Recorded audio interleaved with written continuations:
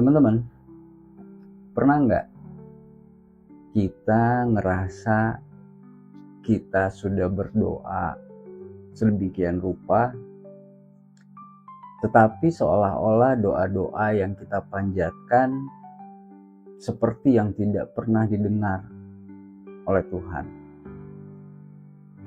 Seringkali kita merasa doa yang kita dengar itu tidak ada jawaban, karena mungkin jawaban yang kita harapkan itu sama sekali tidak kunjung tiba. Tetapi pernahkah kita berpikir bahwa Tuhan punya rencana lain, rencana yang jauh lebih besar dari pemahaman kita? Bayangkan jika ada seorang petani yang menanam benih, lalu ia tidak bisa berharap panennya akan terjadi esok hari. Ia harus menunggu musim yang tepat, hujan yang cukup, dan sinar matahari yang memadai agar benih itu tumbuh. Begitu pula dengan doa, teman-teman. Tuhan seringkali menjawab doa-doa kita dengan cara tunggu atau nanti, karena mungkin waktu yang terbaik belum tiba, teman-teman. Namun di dalam penantian itu, Tuhan sebenarnya sedang mempersiapkan kita. Contohnya, ada seseorang yang berdoa untuk mendapatkan pekerjaan impiannya misalnya. Ia merasa Tuhan hanya diam. Tetapi ternyata selama itu ia mendapatkan pengalaman-pengalaman kecil, pelajaran-pelajaran baru yang membentuk dirinya menjadi lebih siap. Yang ketika akhirnya pekerjaan itu tiba, teman-teman, ia menyadari bahwa waktu Tuhan memang selalu tepat. Jadi, ketika kita merasa doa kita tidak kunjung dijawab, tanyakan kepada diri kita sendiri, apa yang sebenarnya Tuhan ajarkan kepada saya saat ini? Apa sebenarnya yang ingin Allah persiapkan untuk saya saat ini? Banyak sekali orang melihat doa adalah sebagai cara untuk meminta sesuatu dan ia harus menerima hasilnya. Padahal doa itu bukan sebuah transaksional, teman-teman. Doa adalah sebuah dialog, sebuah keterhubungan yang intim antara kita dengan Allah atau kita dengan Tuhan. Yang mana di dalam dialog ada waktu untuk berbicara dan ada waktu untuk mendengar. Namun, seringkali kita terlalu sibuk untuk menyampaikan semua keinginan kita sehingga kita lupa untuk mendengar apa yang Tuhan bicarakan, apa yang Tuhan maksudkan dan apa yang Tuhan inginkan. Sehingga kita lupa untuk mendengar suara Tuhan, teman-teman. Kita lupa untuk mendengar suara Allah, yang sebenarnya Allah selalu berkata untuk kita. Allah selalu menyampaikan niat-niatnya kepada kita. Lalu bagaimana kita tahu bahwa Allah mendengar doa kita?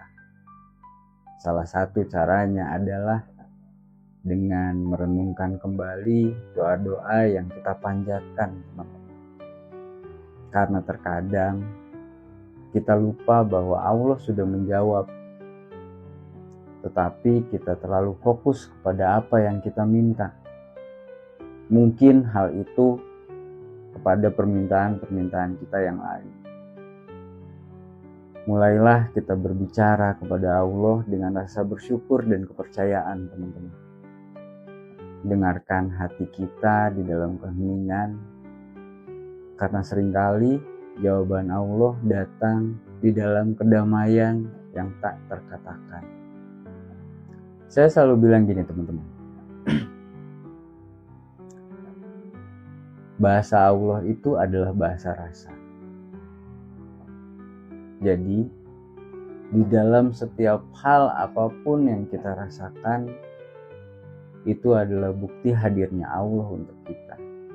Baik itu rasa sedih, rasa marah, rasa senang, rasa bahagia, rasa sakit.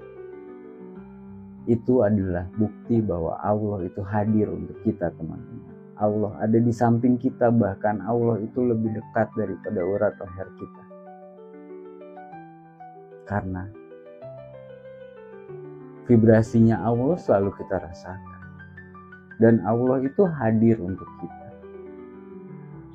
Allah itu ingin berdialog sama kita, ingin selalu diskusi, ingin selalu ngobrol sama kita teman-teman. Tetapi sekali lagi mungkin karena kita yang terlalu fokus dengan segala sesuatu yang kita inginkan, sehingga kita lupa bahwa ada suara Tuhan yang gak kita dengarkan, ada suara Allah yang tidak kita pahami, dan ada suara Allah yang kita abaikan teman-teman. Saat kita berdoa teman-teman, kita seringkali mengharapkan jawaban yang spesifik. Tetapi Allah mungkin menjawab dengan cara yang berbeda daripada atau dari apa yang kita harapkan. Misalnya, seseorang berdoa agar diberikan pekerjaan yang lebih baik. Tetapi yang ia dapatkan justru malah kesempatan untuk belajar keterampilan baru. Yang mana pada akhirnya ia baru menyadari bahwa keterampilan itulah yang membawanya ke pekerjaan impian yang dia inginkan. Allah melihat sebuah gambaran besar di dalam hidup kita. Sedangkan kita hanya melihat sebagian kecil saja teman-teman. Ada kisah tentang seorang wanita yang berdoa agar diberikan sebuah atau seorang pasangan hidup. Bertahun-tahun ia lalui, tahun demi tahun berlalu, tetapi tidak ada yang sesuai harapannya. Hingga akhirnya ia memutuskan untuk fokus kepada pelayanan dan pekerjaannya. Dia udah lupa tuh sama doanya. Dia udah lupa sama keinginannya. Dia hanya fokus sama pekerjaannya dan dia melayani semua customer di dalam pekerjaannya. Di dalam proses itu, ia bertemu dengan seseorang yang memiliki visi yang sama dengan dirinya. Akhirnya, mereka menikah. Dan dari hal ini, teman-teman, jawaban Allah itu seringkali melebihi imajinasi kita, melebihi apa yang kita bayangkan, melebihi ekspektasi kita. Ada saatnya kita perlu berhenti sejenak dan bertanya, apakah ada sesuatu di dalam diri kita yang menghalangi doa-doa kita? Mungkin masih ada rasa bersalah yang belum kita lepaskan. Masih ada kebencian-kebencian yang masih kita simpan. Atau kurangnya kepercayaan kita kepada Allah. Introspeksi ini bukan untuk menyalahkan diri sendiri, tetapi untuk menyadari bahwa hubungan kita sama Allah juga melibatkan kesiapan hati kita, teman-teman. Misal, apa kita udah berdoa dengan sikap yang benar? Apa kita menyimpan dendam atau ketakutan yang menghalangi kedamaian di dalam diri kita pada saat kita berdoa? Yang melalui refleksi ini kita diajarkan untuk membuka hati dan memperbaiki relasi kita dengan Allah, juga dengan sesama. Di dalam kesulitan, teman-teman, di dalam setiap kesulitan, kita seringkali merasa bahwa Allah itu nggak peduli. Tetapi justru di dalam masa-masa sulit itulah kita sering menemukan kekuatan yang sebelumnya tidak pernah kita sadari. Kebijaksanaan dan pertumbuhan-pertumbuhan yang tidak pernah kita duga-duga yang ada di dalam diri kita sebelumnya. Seperti biji yang harus melampaui sebuah kegelapan tanah sebelum tumbuh menjadi pohon, teman-teman.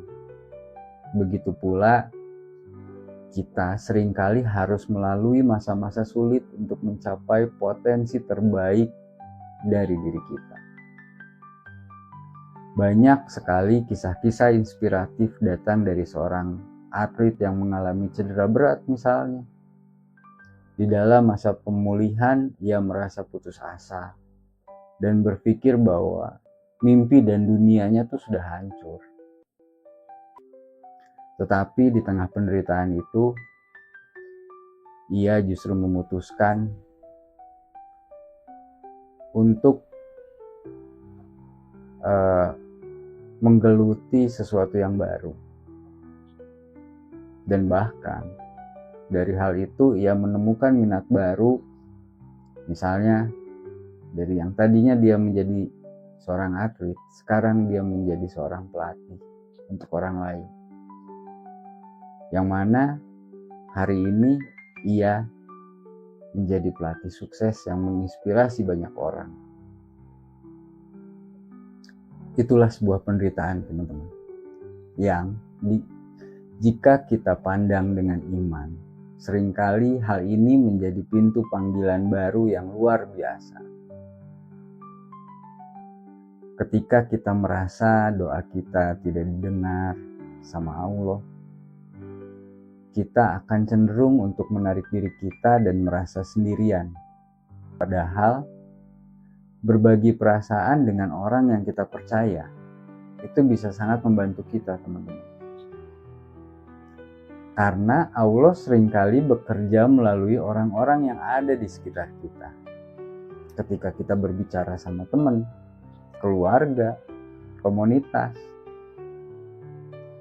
tentang pergaulan kita, sebetulnya kita membuka jalan bagi Allah untuk menunjukkan kasih-Nya untuk kita. Contoh lagi, ada seorang yang hampir menyerah karena merasa berat memikul masalah keuangan. Melalui percakapan dengan seorang teman, ia mendapatkan solusi praktis dan dukungan emosional yang menguatkan. Sehingga masalah-masalahnya itu menjadi mendapat solusi yang terbaik untuk dirinya. Maka jangan pernah ragu untuk berbagi, teman-teman. Seringkali Allah itu menjawab doa kita melalui tangan orang lain. Pada akhirnya, teman-teman, meskipun kita merasa doa kita nggak didengar, tapi Allah itu selalu peduli sama kita. Allah mungkin tidak menjawab dengan cara yang kita inginkan, tetapi Allah selalu memberikan yang terbaik untuk kita, teman-teman. Kisah seorang ibu misalnya yang kehilangan anaknya karena penyakit tertentu. Di dalam rasa kehilangan, ia merasa Allah itu ninggalin dia. Allah ngambil harta satu-satunya, Allah ngambil apa yang dia sayangi. Tetapi seiring berjalannya waktu dan dukungan dari keluarga, ia menemukan panggilan baru yang pada akhirnya ibu ini mendirikan sebuah yayasan yang membantu keluarga atau orang yang lain yang sedang menghadapi penyakit yang serupa sama anak. Teman-teman, percaya bahwa Allah selalu punya cara untuk mengubah rasa sakit itu menjadi sebuah berkah. Jadi tidak perlu menilai segala sesuatu apapun di dalam hidup kita secara berlebihan, teman-teman. Dan tidak pernah ada sesuatu yang salah yang Allah kasih untuk hidup kita. Karena apapun itu, keputusan di dalam hidup kita yang sudah terjadi adalah hal yang terbaik yang Allah kasih untuk diri kita.